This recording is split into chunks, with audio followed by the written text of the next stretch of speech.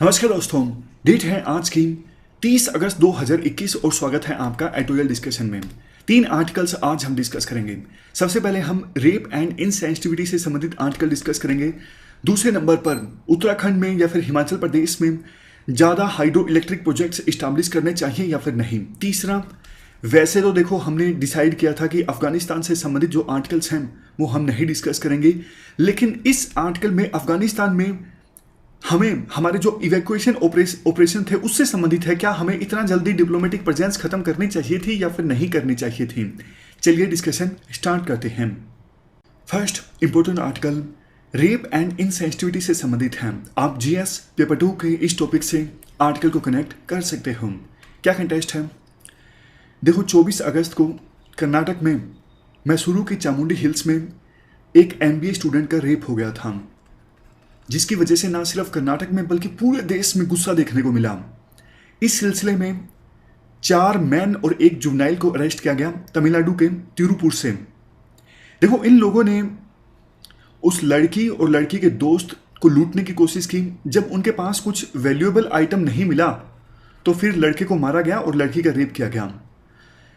देखो वैसे 2012 के निर्भया केस के बाद रेप संबंधित जो प्रोविजंस हैं उनको बहुत ज़्यादा स्ट्रिक्ट बना दिया गया है, लेकिन फिर भी हर 16 मिनट में एक रेप हो जाता है। नेशनल क्राइम रिकॉर्ड ब्यूरो का ये लेटेस्ट डेटा है। कुछ दिनों पहले की ये बात है, आपको याद होगा सुप्रीम कोर्ट के सामने एक लड़की और उसके दोस्त ने अपने आप को जिंदा जला लिया। हुआ यह था, लड़की ने आरोप लगाया था बहुजन समाज पार्टी के एक एमपी पर रेप का, तो बदले में बहुजन समाज पार्टी के एमपी के भाई ने लड़की पर फोर्जरी का केस डाल दिया, जालसाजी का।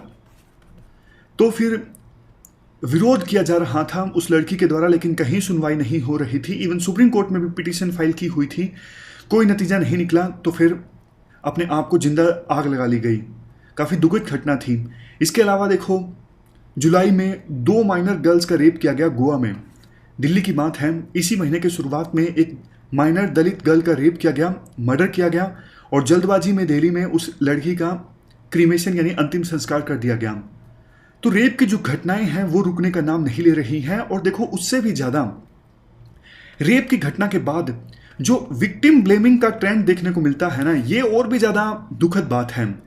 जैसे आपने भी बहुत सारी ऐसी स्टेटमेंट्स देखी होंगी, लोग बोलते हैं कि लड़की को घर से बाहर नहीं निकलना चाहिए था, सनसेट के बाद पार्टीज नहीं करनी चाहिए, ट्रेडिशनल अटायर पहनने चाहिए यानी परंपरागत जो कपड़े हैं वो पहनने चाहिए, वेस्टर्न क्लोथ्स नहीं पहनने चाहिए।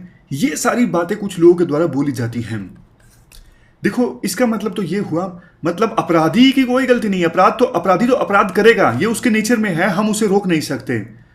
आपकी गलती है कि आप ये सब करते हो, इसी वजह से रेप होता है। मतलब जो लोग विक्टिम को ब्लेम करते हैं उसका मतलब तो यही हुआ ना। कर्नाटक के रेप केस के बाद भी यही सब खोज हुआ। कर्नाटक के जो होम मिनिस्टर हैं उन्होंने भी विक्टिम को ब्लेम किया। उसके बाद उन्होंने इस केस से संबंधित एक जोक भी किया। उन्होंने कहा कि देखो अब इस रेप के केस के बाद कांग्रेस जो है मेरा रेप कर रही है। इवन मैसूर की जो यूनिवर्सिटी प्रशासन है उन्होंने भी ये फरमान जारी कर दिया कि मानसा गंगोत्री कैंपस से 6:30 के बाद, शाम को 6:30 के बाद 6:30 के बाद कोई भी लड़की जो है वो कैंपस से बाहर नहीं निकल सकती। लेकिन जब सिविल सोसाइटी एक्टिविस्ट और मीडिया ने आवाज़ उठाई तो यूनिवर्सिटी प्रशासन ने ये जो फरमान है वो वापस ले लिया।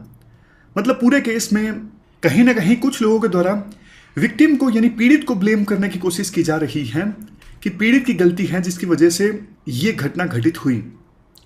इवन बहुत बार देखो सुप्रीम कोर्ट की जजमेंट्स में भी पैट्रियार्की की झलक देखने को मिलती है और सुप्रीम कोर्ट ने यह एडमिट भी किया है। Aparna Bhatt and others versus state of Madhya Pradesh case में सुप्रीम कोर्ट ने माना है कि बहुत बार जुडिशियल ऑर्डर्स और जजमेंट्स में भी जो ये पैटर्नलिस्टिक और पैट्रियार्कल जो एटीट्यूड है वो देखने को मिलता है। जैसे हाल ही में छत्तीसगढ़ हाईकोर्ट और केरला हाईकोर्ट ने ये दोहराया कि देखो शादी के बाद मैन के द्वारा वाइफ के अगेंस्ट कोई भी सेक्सुअल एक्ट अगर परफॉर्म किया जाता है तो वो रेप नहीं है। राइटर कहते हैं देखो ये बात सच है कि हमारे देश में कानून में मैरिटल रेप का अभी तक कोई प्रावधान नहीं है, लेकिन कम से कम जुडिशरी को इस पे प्रोग्रेसिव स्टेप लेना चाहिए और मैरिटल रेप को रोकना चाहिए। हरियाणा में एक कपल लिव इन रिलेशनशिप में रह रहा था, तो उस कपल ने गुहार लगाई पुलिस से कि हमें आप प्रोटेक्शन प्रोवाइड कीजिए, लेकिन पुलिस ने प्रोटेक्शन प्रोवाइड करने से मना कर दिया। वो कपल गया पंजाब एंड हरियाणा हाईकोर्ट के पास, इन्होंने भी प्रोटेक्शन प्रोवाइड करने से मना कर दिया। आखिरकार सुप्रीम कोर्ट को ऑर्डर देना पड़ा कि वो कपल जो लिव इन रिलेशनशिप में रह रहा है, जिसे खतरा है, जिसकी सेफ्टी खतरे में है, उसको प्रोटेक्शन प्रोवाइड कीजिए। देखो, महिलाएं जो हैं उन्होंने लंबा सफ़र तय किया है अपने लिए राइट्स को इंश्योर करने के लिए, मतलब वो अपने अधिकारों के लिए लड़ी हैं। बट ये जो पैट्रियार्कल माइंडसेट है ना, ये चेंज होना चाहिए और लोगों की जो सोच है वो बदलनी चाहिए। आप महिलाओं की फ्रीडम को कर्ब करने के बजाय एक सुरक्षित समाज का निर्माण कीजिए। जो लोग रेप करते हैं उनके रीजंस को फाइंड आउट कीजिए कि ऐसे लोग रेप क्यों करते हैं। रेप से संबंधित एक वीडियो है, आप यूट्यूब में सर्च कीजिएगा, ओनली IS रेप सजेशंस ऐसे कुछ करके आप सर्च कीजिएगा, आपको वो वीडियो मिलेगी। उसमें काफ़ी अच्छे पॉइंट्स मिलेंगे जो आप अपने आंसर्स में लिख सकते हो। तो ये पूरा इशू हमने डिस्कस किया रेप एंड इनसेंसिटिविटी से संबंधित। चलते हैं आगे। Next article development and conservation से संबंधित है। आप GS पेपर 3 के इस टॉपिक से आर्टिकल को कनेक्ट कर सकते हो। देखो, इससे पहले कि हम कंटेक्स्ट की बात करें, हम थोड़ा बैकग्राउंड डिस्कस कर लेते हैं। 2013 में उत्तराखंड में केदारनाथ में एक बहुत बड़ा हादसा हुआ था, जिसकी वजह से हजारों लोगों की जान चली गई थी। उसके बाद सुप्रीम कोर्ट ने ये ऑर्डर पास किया था कि उत्तराखंड में, जो कि एक इकोलॉजिकल फ्रेजाइल रीजन है, यहाँ पर हाइड्रो इलेक्ट्रिक प्रोजेक्ट्स नए ना इस्टेब्लिश किया जाए। हालांकि इन्वायरमेंट मिनिस्ट्री की कमेटी की रिपोर्ट आने के बाद सुप्रीम कोर्ट ने इस बैन को हटा दिया था, लेकिन 2019 में PMO ने भी ये कहा था कि गंगा रिवर के ऊपर और ज़्यादा हाइड्रो इलेक्ट्रिक प्रोजेक्ट्स ना इस्टेब्लिश किए जाएं। लेकिन बावजूद इसके कंटेक्स्ट ये है कि अभी हाल ही में केंद्र सरकार ने उत्तराखंड में 7 नए हाइड्रो इलेक्ट्रिक प्रोजेक्ट्स को अप्रूवल दे दिया है। इसी साल में चमोली में एक बड़ा हादसा हुआ था जिसमें 2 हाइड्रो इलेक्ट्रिक प्रोजेक्ट्स बह गए थे। तो 7 नए जो प्रोजेक्ट्स को अप्रूवल मिला है ना, एक तो वही प्रोजेक्ट है जो चमोली में हादसे की वजह से बह गया था। फिर से उसी जगह पे उस हाइड्रो इलेक्ट्रिक प्रोजेक्ट को इस्टेब्लिश किया जाएगा, लेकिन अलग डिजाइन के साथ।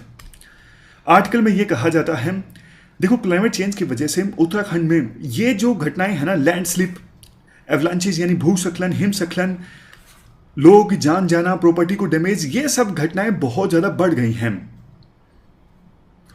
उसके बावजूद उत्तराखंड में बड़े बड़े hydro electric power projects establish करना, तो इस डिसीजन पर कई सारे जो एक्सपर्ट्स हैं वो क्वेश्चन उठा रहे हैं। देखो, जब भी रिवर्स पर ये जो हाइड्रो इलेक्ट्रिक प्रोजेक्ट्स इस्टेब्लिश करने की बात आती है ना, सरकार भी कुछ बटी हुई दिखाई देती है। जैसे जो वाटर रिसोर्सेज मिनिस्ट्री है ना, water resources ministry national mission for clean Ganga को मैनेज करती है। इस मिनिस्ट्री का कहना है कि आप गंगा रिवर के ऊपर प्रोजेक्ट मत इस्टेब्लिश कीजिए, ना सिर्फ गंगा बल्कि ट्रिब्यूटरीज के ऊपर। क्यों? क्योंकि गंगा के ऊपर जब प्रोजेक्ट्स इस्टेब्लिश किए जाते हैं ना, तो फिर पानी का जो फ्लो है वो कम हो जाता है। तो ये भी एक रीज़न है जिसकी वजह से गंगा अपने आप को सेल्फ साफ नहीं कर पाती, क्लीन नहीं कर पाती। अगर गंगा रिवर में पानी का जो फ्लो है वो ठीक ठाक रहेगा, तो इससे गंगा रिवर की जो हेल्थ है वो भी ठीक ठाक रहेगी और पोल्यूशन कम होगा। लेकिन सरकार की दूसरी मिनिस्ट्री ऑफ पावर कहती है कि नहीं, ये जो प्रोजेक्ट हैं वो इस्टेब्लिश करने चाहिए। देखो, ये बात सच है, बाकी राज्यों की तरह उत्तराखंड में भी पावर की डिमांड है और उत्तराखंड सरकार भी ये चाहती है कि लोगों को हम 24 घंटे इलेक्ट्रिसिटी दे सकें।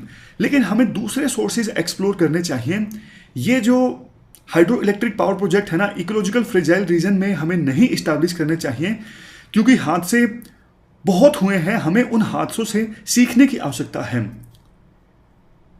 सेंट्रल गवर्नमेंट का वैसे ये तर्क है कि हम नए हाइड्रो इलेक्ट्रिक प्रोजेक्ट्स को अप्रूवल नहीं दे रहे हैं, सिर्फ वो प्रोजेक्ट्स जो 50% या फिर 50% से ज़्यादा कंप्लीट हो चुके हैं उनको हमने अप्रूवल दिया है, ताकि इतनी सारी जो कॉस्ट आई है उन प्रोजेक्ट्स को कंप्लीट करने में उन कॉस्ट की भरपाई की जा सके। पावर मिनिस्ट्री और दूसरे जो स्टेक होल्डर्स हैं जिन्होंने इन 6 प्रोजेक्ट्स 6-7 जितने भी हैं इन प्रोजेक्ट्स के लिए अप्रूवल की मांग की, उन्होंने ये भी कहा कि देखो, इन प्रोजेक्ट्स को पहले से अप्रूवल मिला हुआ था, अभी अप्रूवल नहीं दिया गया है, बहुत पहले से इनको अप्रूवल मिला हुआ था। और अगर इन प्रोजेक्ट्स को रद्द किया जाता है, स्क्रैप किया जाता है, तो बहुत ज़्यादा लॉस होता है। इसीलिए अब इन प्रोजेक्ट्स को आगे ले जाने के लिए अनुमति दी गई है। कंक्लूजन में राइटर के द्वारा ये बोला जाता है, देखो हर एक राज्य की अपनी स्ट्रेंथ और वीकनेस होती है। उत्तराखंड की स्ट्रेंथ अलग है, वहां पे टूरिज्म का बहुत स्कोप है, लेकिन वैसा इंफ्रास्ट्रक्चर इस्टेब्लिश करना जो दूसरे राज्यों में है, मतलब उसी प्रकार के रोड्स बनाना, ये सब करना खतरे से खाली चीज नहीं है। तो सरकार को लोगों को भी समझाना चाहिए कि देखो ज़्यादा इंफ्रास्ट्रक्चर इस्टेब्लिश किया जाएगा तो फिर उसके गंभीर परिणाम भुगतने पड़ेंगे। इसलिए हमें इंफ्रास्ट्रक्चर तो इस्टेब्लिश करना है, डेवलपमेंट तो लानी है स्टेट में, लेकिन वो टोपोग्राफी के हिसाब से होनी चाहिए। जैसी ज्योग्राफी है उत्तराखंड में वैसी डेवलपमेंट होनी चाहिए। तो ये पूरा इशू डिस्कस किया सस्टेनेबिलिटी एंड डेवलपमेंट से संबंधित। चलते हैं आगे। इसके बाद नेक्स्ट आर्टिकल अफगानिस्तान में इंडिया के इवैक्यूएशन ऑपरेशंस से संबंधित है। आप जीएस पेपर 2 के इस टॉपिक से आर्टिकल को रिलेट कर सकते हो।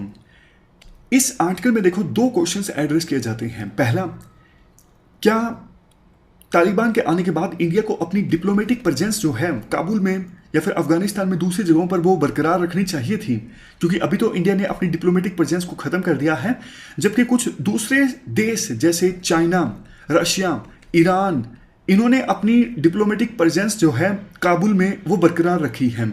इवन यूएसए ने भी अपनी एम्बेसी शिफ्ट कर ली एयरपोर्ट में, एकदम से अपनी डिप्लोमेटिक प्रेजेंस खत्म नहीं की। तो कुछ हमारे देश में एक्सपर्ट्स सरकार को बोलते हैं कि आपने जल्दबाजी कर ली, इतना जल्दी अपनी डिप्लोमेटिक प्रेजेंस को खत्म नहीं करना चाहिए था।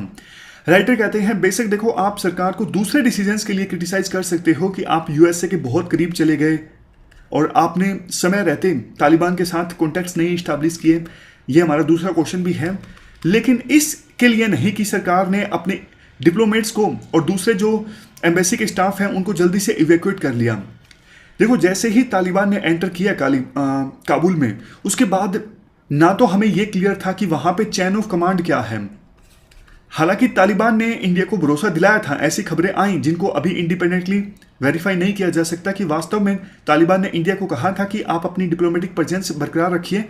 लेकिन देखो, कहा भी हो तो क्या तालिबान की बात पर भरोसा किया जा सकता है? वहां पे तालिबान के जो लीडर्स हैं उनका पूरा होल्ड अभी नहीं है तालिबान के ग्राउंड लेवल पर जो टेररिस्ट हैं उनके ऊपर। और तालिबान के अंदर भी बहुत सारे फैक्शंस हैं, जैसे एक है हक्कानी नेटवर्क। हक्कानी नेटवर्क ने पहले इंडियन डिप्लोमेसी के ऊपर हमला करवाया था पाकिस्तान के कहने पर, आईएसआई के कहने पर, और हक्कानी नेटवर्क एंटर कर चुका था काबुल में। तो हो सकता है कि पाकिस्तान के कहने पर हक्कानी नेटवर्क इंडियन जो एम्बेसी थी वहां पर फिर से अटैक कर देता। तो इंडिया ने समझदारी दिखाई, एकदम से अपने जो डिप्लोमेट्स थे उनको इवैक्यूएट कर लिया बहुत ज़्यादा जल्दी से। और इसके लिए इंडिया ने हामिद करजई, अब्दुल्ला जो इंडिया के दोस्त हैं उनसे बातचीत की। इंडिया ने रशिया की भी हेल्प मांगी थी कि तालिबान की लीडरशिप के साथ आपके कॉन्टैक्ट्स हैं, आप हमारी बात करवा दीजिए या फिर आप उनको बता दीजिए कि इंडिया अपने जो डिप्लोमेटिक प्रेजेंस है वो अभी के लिए ख़त्म करना चाहता है और उनकी जो सिक्योरिटी है वो कॉम्प्रोमाइज़ ना हो।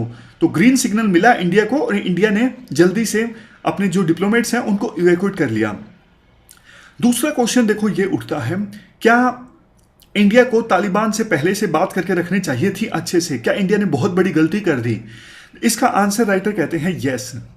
वैसे कतर के एक डिप्लोमेट कहते हैं कि इंडिया ने तालिबान से बात करने की कोशिश की, कितनी बात हो पाई ये अभी तक साफ नहीं है। और इंडिया ने यानी सरकार ने इस बात को खारिज भी नहीं किया कि हमने तालिबान के साथ बात नहीं की, यानी उन्होंने की, बट देखो इतना अच्छे से नहीं की। जैसे रशिया, चाइना, इन्होंने तो प्रॉपर कॉन्टैक्ट्स इस्टेब्लिश किए तालिबान के साथ, वैसे कॉन्टैक्ट्स अभी भी इंडिया के तालिबान के साथ नहीं हैं। इंडिया हमेशा से एक मोरल पोजीशन लेता रहा कि हम अशरफ गनी गवर्नमेंट के साथ में हैं, हम तालिबान के साथ एंगेज नहीं करेंगे। विवेक काटजू जो कि डिप्लोमेट है, उनका ये कहना है देखो तालिबान के साथ एंगेज करने का मतलब ये नहीं है कि तालिबान को एंडोर्स करना। यूएसए के 2500 से ज्यादा जवान तालिबान ने मारे हैं, फिर भी यूएसए जो है वो तालिबान के साथ डायरेक्टली एंगेज कर रहा है। तो फिर इंडिया क्यों नहीं कर सकता? इसलिए इंडिया को तालिबान के साथ बात करनी चाहिए थी। अभी भी देर नहीं हुई है, कोई ना कोई जो कम्युनिकेशन लाइंस हैं हमारी सीधा तालिबान के साथ में होनी चाहिए। हम दूसरे देशों पे ऊपर डिपेंड नहीं कर सकते बार बार अपनी जो बात है वो तालिबान तक पहुंचाने के लिए। और अगर हमारी बात तालिबान के साथ में होती है तो हम पाकिस्तान के ऊपर भी प्रेशर क्रिएट कर सकते हैं। मतलब तालिबान के पास भी कार्ड्स होंगे प्ले करने के लिए, वो भी पाकिस्तान को ब्लैकमेल कर सकता है, पूरी तरह से पाकिस्तान के ऊपर डिपेंड नहीं रहेगा ट्रेड और दूसरी चीज़ों के लिए। तो हमें हमारे जो कॉन्टैक्ट्स हैं वो तालिबान के साथ रखने चाहिए। इसका मतलब ये नहीं कि हम तालिबान को पूरी तरह से इंडोर्स कर रहे हैं, लेकिन कम्युनिकेशन की जो लाइंस हैं वो जरूर ओपन होनी चाहिए। तो ये पूरा आर्टिकल हमने डिस्कस किया अफगानिस्तान में इवैक्यूएशन ऑपरेशन से संबंधित, और हमारी आज की इस डिस्कशन में इतना ही है। आज हमने 3 इश्यूज डिटेल से डिस्कस किए। Thank you very much for discussion.